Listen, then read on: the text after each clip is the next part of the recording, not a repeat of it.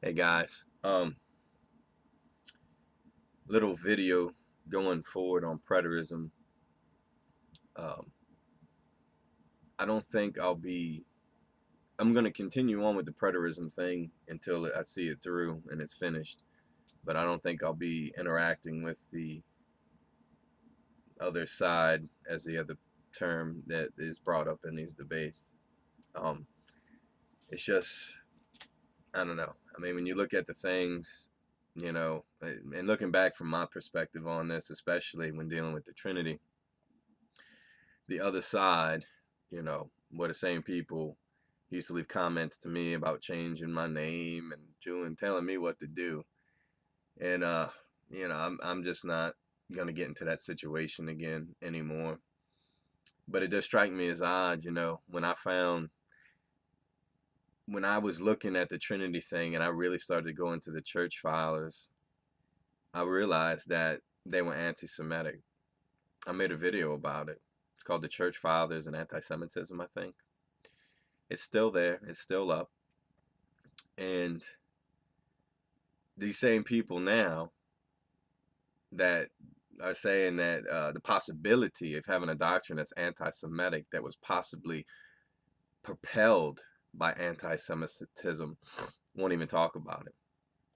So somehow people agreed with me at that time that the evidence for the church fathers being anti-Semitic was overwhelming. But somehow preterism, which is a doctrine that came much later when the church was really anti-Semitic, is just unaffected. And the dishonesty of that kind of thinking, to me, it's, and they laugh at it and all this, and that's fine. Like I said, I'm not going to be engaging with them anymore. It's something to me that's become very clear in all of this. There has been, if you read the church fathers, just look at history itself, there, as a matter of fact, has been a massive push to annihilate the Jews. Leave the Bible out of it, okay? Since we can't seem to properly think when it comes to the Bible, we'll leave that out of it. Just look at the facts of history. There has been a massive push since before 70 AD. Before then, people were trying to annihilate the Jews. You get to World War II, it establishes a much larger body count than any Jewish body count in history. That's a fact. It just doesn't make any sense. It's like, why is everybody trying to get rid of this people? And like I said, let's just look at it from a historical perspective.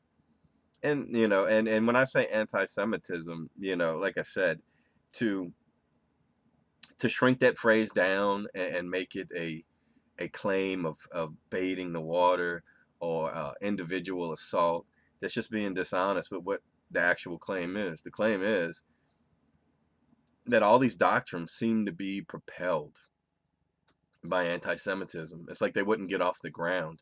You tell me, in 16 04, whatever it was, when Alec, the Jesuit from Deville or whatever his name was, Aliscar, made this doctrine. You tell me, if he would have been taught that the Jewish people would always persevere and they would be the nation that was the center of the world at the end, you think he would have came up with preterism?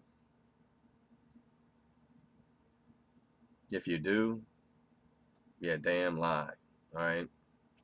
Anti-Semitism is weaved into this discussion, just like it's weaved into the discussion of the Trinity and the Church Fathers. It's inescapable. It comes from the same source, and just to look at people and the way they act, like I said, it's not worth engaging them. They're absolutely right. I've already been notified by someone else that I've been removed from a channel, and I don't care. That's fine. You know, but I think when you read the Old Testament, it is very clear that these people, they will persevere to the end. And what's odd about this, when you look at the teachings of the Midrash and the Rambam, when you start looking at where Jesus would have came from, Some of their teachings are very plain.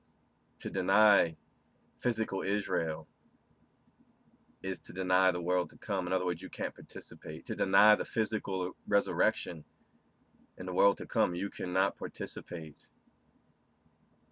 And this soul teaching, this comes from the Essenes. It comes from these sects that were outside of nominal Judaism. And that is the other dangerous mistake that I'm seeing here is people just slam every type of Judaism they can think of into one, and they decide that they pick which ones they don't like, much like the transfiguration verses. They choose to go with Mark because it gives the impression that it's going to be with everybody, that he said some of you will not taste death. But when you read Matthew and Luke, it gives you a different picture. It's a warped person, in my opinion, that looks at all this and doesn't see any of this, doesn't see any of it. God is not a man that he should lie. He does not change his mind. He promised Israel he would never abandon them for the sake of Abraham, for the sake of Jacob, for the sake of his own glory. And this preterism teaching, to me, it just seems to place yourself, it's like it's almost like heading it off with God. It's like standing face to face with him and saying it ain't so. And you look at the things that I think we've reasonably proven so far, and some of these things are very important to preterism. And by default, they're very important. Spiritual death. So in other words, there never was a dualistic nature to man from the beginning. There's no spiritual death. There was a curse that was handed down. That was death. The Old Testament prophecies are just basically, instead of trying to harmonize them with the words of Jesus, what I see personally is that the Old Testament prophecies are just blown, eschewed, just thrown out, and the words of Jesus take supremacy. But what does that do? That very type of teaching goes against the Old Testament itself and what to do and how to tell if someone is a false prophet. The Old Testament prophecies were given so man would know that he is God. And the Old Testament is very clear that knowing he is God by claiming the end from the beginning, by claiming these events as they go, it says that basically when that time is up, no one's going to have to ask who God is anymore. We're not going to have to look for prophecies to know he is God. It says everyone will know. And for somehow, the preterists in their mind takes these plain see what they do is they make the text of Jesus plain. It doesn't have any forward sense to it. It's just who they're talking to right now. Him and Paul and John must absolutely be right. And I think we've already reasonably proved that John is not compatible with the synoptics. So I'll leave that one there. You have to make a decision about that. Was it a 3.5-year ministry? Was it a 1-year ministry? But I will tell you, when you study Gnosticism, there's no way around it. The man that came from heaven, the Logos made flesh, your law. It's probably an Essene type of form of Gnosticism in its origin, the dualism that's in the book. And it was pointed out to me today by a guy who watched one of my videos on John. And he said one thing that he noticed is that God is never elevated to the right hand in John. Very good catch. I didn't catch that. We see the teaching of the Paraclete in John. It's not in Matthew, Mark, and Luke. So what is that? And the Paraclete, guess what? Yep, it's another Gnostic thing. The proclaimer comes, the one who pays the price or spreads the message and dies. And then the person who elucidates the teaching comes right behind him. It's pure Gnosticism. And if you've never bothered to read any of it and you think that all this is pure, and you're a fool. It's plain to see once you actually start digging at this stuff. So going back to the physical Israel thing. So these Old Testament prophecies get butchered. Okay, and look at what they do within the same verses. You read something like Ezekiel 30, 38 and 39, 37, 38, Zechariah 14, Daniel 10, 11, and 12. You read these things, and what they do is they take part of it literally. They say, yep, these people are going to march into the land and start killing people. And then when it stays in that same exact language, and it literally says, when that day comes, God is opening the can of beatdown, and the whole world's going to see it. The whole world is going to witness God beating down the Goyim, just trashing them. So when you stop to think about it, there's just such a, it's like a, there's a cognitive dissonance there. There's things that literally just don't make sense. And if Jesus's words are non-falsifiable, then they can't possibly be true. Okay? That's just a fact. God is about the only thing that you can come really close to being non-falsifiable on, because of the nature of the concept of a being like God. Anything else, no, if it's non-falsifiable, then there's really no reason to believe it. The time of the Gentiles, you look at Jesus and his ministry, it was to Jews. There are a few Gentiles here and there, and that's what's funny. And you read in these preterist discussions, they talk about the Jews and the Gentiles who believed in Jesus. Jesus wasn't preaching to Gentiles. And I don't understand what people don't understand about that. Read the gospel, find it. What are you going to do, cling to the false ending of Mark? Is that what you're going to do? It's just a fact of the matter. Jesus was not sent to preach to the Gentiles. So you already have this weird kind of thing going on if you don't understand it, in my opinion. And then you look at other things, So we have the church fathers being anti-Semites, but they gave birth to a doctrine in a vacuum of purity that was not affected by anti-Semitism. We have the dualism of spiritual death, because people, like I said, people want to say they have my opinion on spiritual death, but it doesn't affect, well, preterism wasn't built that way. Okay? It wasn't built that way. We have physical Israel. God's promise in the Old Testament is astonishingly clear. It will never be done away with. Never. Never. It doesn't matter what anyone else said. It does not matter. God's word is clear. Israel will never be done away with. Never. And like I said, you read these final battle stories that they like to quote parts of. The same exact language, the physical beatdown, is followed by a physical beatdown from God, and the whole world witnesses it. And then every knee shall bow and every tongue shall confess to the glory of God the Father that Jesus is Lord. Somehow this has happened already. And then, notice what it says, the modification to the text that is necessary. Everyone who's dead will bow down and say Jesus is Lord, not the actual text itself. So there's things that just plainly didn't happen. And I think there's a reason for this, and I think it's for the people who are willing to sit there and discern some of this Bible prophecy stuff, which can get quite complicated at times. But basically, you're plainly told things that have happened and plainly told things that haven't happened. They're both standing there in the same verses. And you have to weave through that. You have to figure that out for yourself.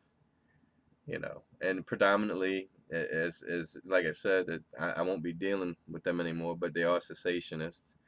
So there's all kinds of stuff. But I guess the oddest thing about all this to me is that the very same technique that I brought against the Trinity, all of a sudden now, because it's being brought against preterism, is this evil backhanded thing. It's just the truth. There is a push throughout history to annihilate Israel. They have tried. They have tried. My God, they have tried. Whether it was outright or through policy, whatever you want to say, it was attempted. And here they stand. Here they are. Here they are established in their land. And then one day, one single day, look at Iraq. Iraq's a great example. That's an example of multiple countries that was forced into one. Look at the culture. It's all been bled into each other. They can't stand each other. That's just one example. Look at other countries throughout history that have lost. Look at the Indians.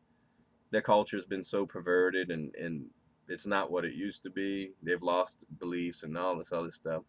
But for some reason, Judaism stayed intact, even through all the Gnosticism and mysticism, Philo and his attempts at all this crap. They're still, they stand today.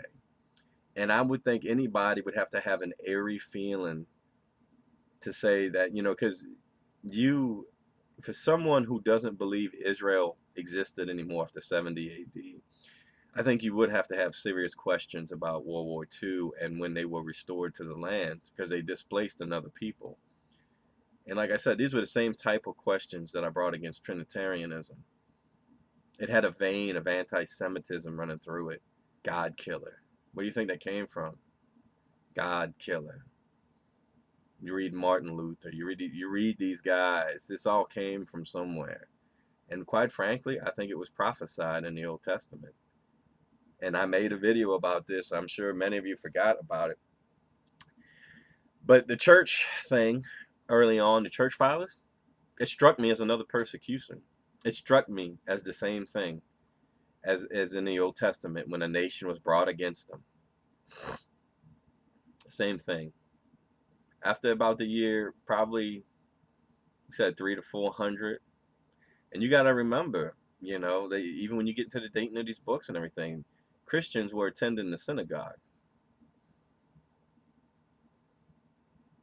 And what was the beef Paul got into? The beef was bringing uncircumcised people into the temple. Barnabas and them, and they all fell out with him. And like I said, people just have this, it's like a romantic view of everything, and it all makes sense in the way that they perceive it. And when you look at it, there's really logical questions that follow. How many copies of Gospels were there at that time? Were there even any Gospels in reality? Because they were attending the synagogue. And even Paul says it, he talks about studying the scriptures. Well, the scriptures to them would have been the Torah, and that's it. He wasn't talking about the Gospels. He wasn't talking about any of that stuff. He was talking about the Old Testament. And that's when they went to synagogue. That's what they would be arguing about, and arguing about Messiah in terms of synagogue. But it makes a lot more sense when the temple comes down that people start writing Gospels, because now the two traditions are trying to define themselves. Neither one of them have a home anymore, because they were all considered Jews. Maybe with the exception of the uncircumcised Gentiles at that time, because they were not received in the temple at that time, as witness to Paul and his epic beatdown and fight with Barnabas and arguments with Peter and James. It was, there's people, I don't know where they get this version of history from, but just going forward, like I said, I'll continue to explore the issue, and touching on the things that I think we have established. The spiritual death thing is out. The anti-Semitism within the doctrine, and possibly what propelled the doctrine forward, it's a fact. And like I said, when I said this stuff against the Trinity, these very same people had no problem with it and were all for it. It was a legitimate question. Spiritual Israel, that's a huge one. And guess what? If there's no spiritual Israel, then you're screwed. You're literally screwed, because you've already done away with physical Israel. So you need this mythical creation called spiritual Israel. It doesn't exist. It's something just not found in the Bible texts. It's just like the Trinity. Go look for the word. Go look for the concept. None of this is spoken of. None of it. And it goes, like I said, which we've touched on, and we'll touch on it again. Paul lays it out quite clearly. In Romans 9 through 11, he explains their previous position as God's chosen people, their current position as hardened in part, as branches that were broken off, but he certainly doesn't leave it there, as though that is how it will be forever. Let's look at some of the following quotes. Romans 11 through 12. Again, I ask, did they, the nation of Israel, stumble so as to fall beyond recovery? Not at all. Rather, because of their transgression, salvation has come to the Gentiles to make Israel envious. But if their transgressions mean riches for the worlds, and their loss means riches for the Gentiles, how much greater will their riches bring fullness? So the current position of having stumbled isn't a fall they won't recover from. In its current age, the transgression, rejection of Jesus, has led to grace for the world. But Paul anticipates at a time when greater riches shall follow from their fullness, i.e., when they are restored and God's promises are fulfilled for them in the Messianic kingdom.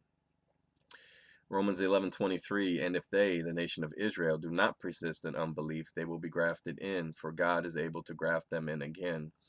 He follows this by saying that not only can it happen, but it will happen.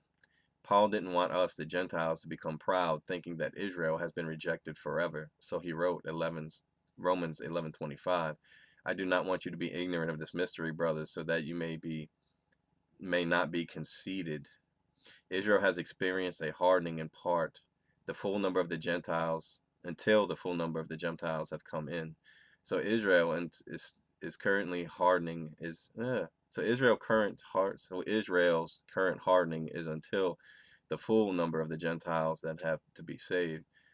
After that, God will again return to fulfill his promise to them as a nation. Paul says 11:26. And so all Israel will be saved, as it is written. The deliverer will come from Zion. He will turn godliness away from Jacob, physical Israel. And this is my covenant with them, people of Jacob, physical Israel, when I take away their sins. This is a quote from Isaiah 59:21 through 22, and Jeremiah 31:33. Both speak of the future blessings of Israel. And in quoting this, Paul shows us that Isaiah 59:21 to 22 is about the nation of Israel. There is no reason to suddenly think that in the next verse, Isaiah 60 isn't. And it's like, how much of this do you have to knock down before it becomes untenable? And like I said, without the physical Israel, if physical Israel is true, preterism can't be true. If there is no spiritual Israel, then there's no preterism.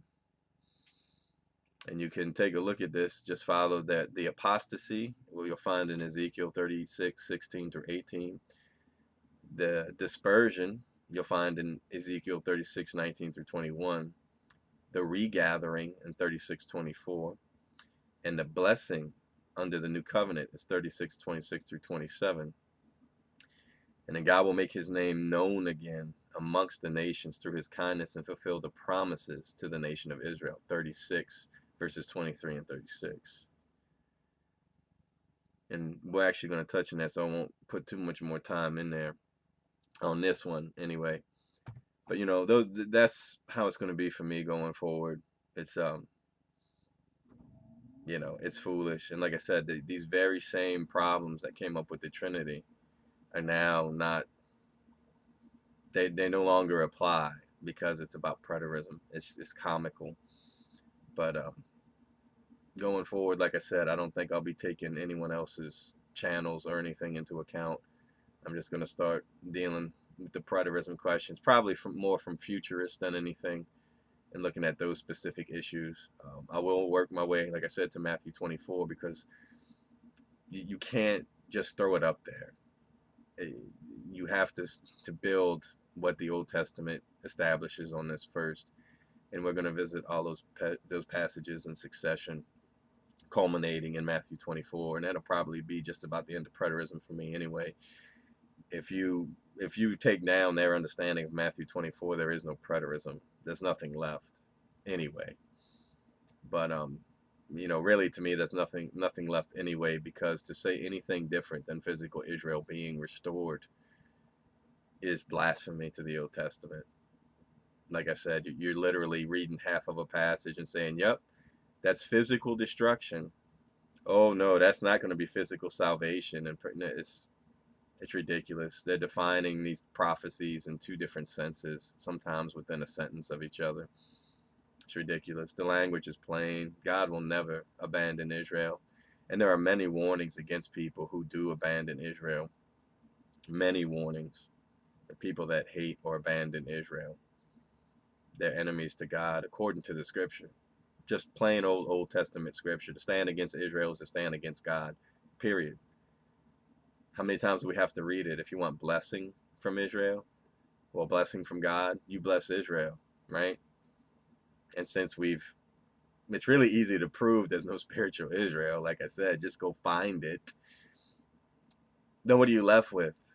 You can't bless spiritual Israel because it doesn't exist. But physical Israel still does. Oddly enough, they're still here after so many attempts to wipe them out. All right. Well, God bless, guys.